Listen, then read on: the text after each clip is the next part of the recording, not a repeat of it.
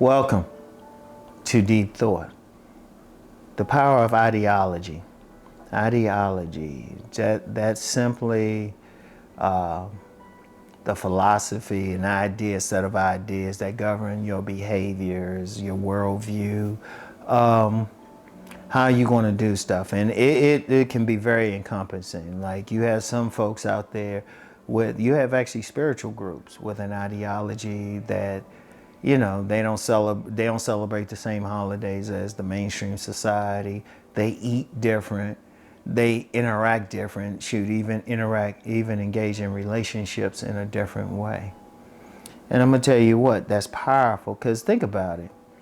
Yeah, a lot of people, they'll try to talk about, our biological nature, and of course that's important. But really, our biology is like the hardware. It's the hardware. It's like the laptop, the smartphone, and the ideology is the software that runs it. And it can mean a lot. Like, I use an example from science fiction, from Star Trek. Vulcans and Romulans. I even did a video a few years ago about that. The only thing that separated them was not biology. They were the same biological. Shoot, they could mate. That's simple biology right there. The Romulans started off on Vulcan and left. But it was about ideology. One had the ideology of logic, while the other one had the ideology of a warrior lifestyle. They were more of a warrior group. But that's ideology. The biology was the same, but the ideology. And so ideology is so powerful because it affects, depending on the ideology, it could say, hey, you only eat this food. Like I said, I'm familiar with some spiritual groups. They don't eat meat. They vegan. And it affects, and also their relationships are different. A couple groups, they believe they don't eat meat. They believe in polygamy. Very, even how they adorn themselves and everything. They're not big on like makeup and stuff of that nature. You got a lot of things. What ideology does is it provides software to someone. Now, here's an interesting thing. This is how powerful it is. And I've talked about this, the power of that one charismatic leader before. Think about it. One man or woman could come up with an ideology like write it. They could sit, like, think about something. Say someone gets a notepad out. They're going to write their book, or nowadays they don't even need to write a book. They just need internet access. And they just have a specific ideology and say, hey, this is how y'all should eat. This is how y'all should interact with each other. This is what type of things you should celebrate. Like a whole system, like it's so powerful. A single person can create a whole system. Because if you look at the history of the world is battles between ideologies. If you look at different systems, different isms, and I don't mean ism as far as how the pimps would talk about it, but communism, fascism, the asses, supremacy, like racial supremacy, religious supremacy, all of that. It's been a battle in the world between all of these ideologies. Now, getting back to the present, a single man or woman, all they need now to spread their ideology is a working smartphone. I'm going to say that's powerful because then when people start to follow them, and you have a lot of people who do that. You have a lot of groups out there, a lot of people, they are presenting a de facto philosophy, ideology, where they have maybe a small following. Don't have to be large.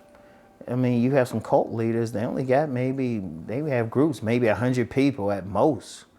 And unfortunately, a lot of them sexing the women in there, but all the women. But hey, think about it. People living their lives according to one person's ideology.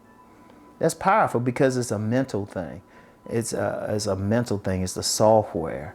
And I'm gonna tell you what, I mentioned like the smaller groups, smaller instances, but a single person with their ideologies, like say they have an ideology that goes global.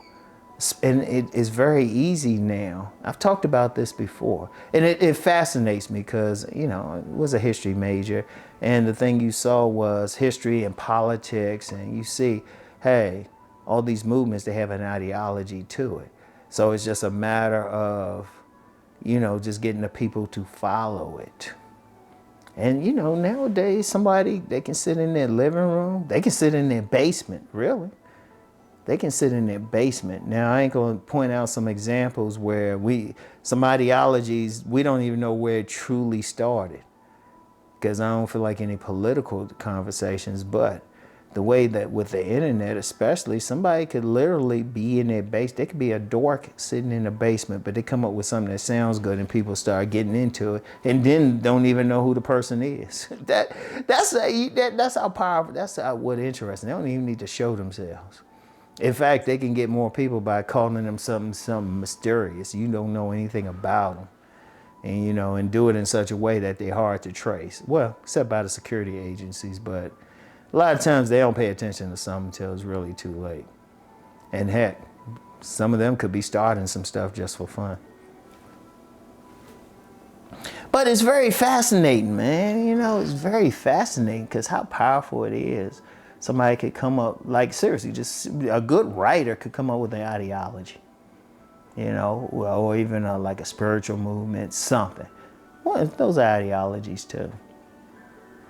But that's the thing. I want y'all to think about that, how powerful it is. One person with the right ideas, the right philosophy. And usually the ideologies that work the best, catch on the most, usually have to do with just living everyday life. Living just everyday life, because one of the things we have in this world, most people are followers. Most people are part of the herd. So they following something. They looking for something to follow.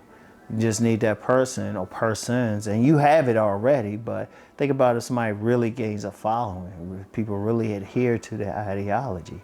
That affects everything else. It affects economics, and if it gets large enough, it could affect the political system, depending on where it's located.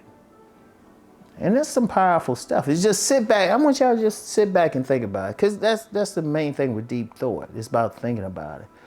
That power right there.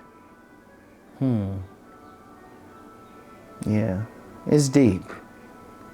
Potentially it's great, because if somebody has a life-affirming, positive ideology, they can spread it. But then, what if somebody has darker intentions?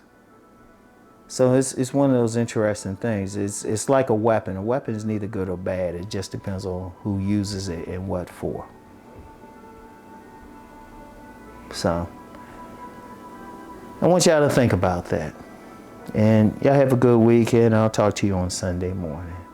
Peace and blessings.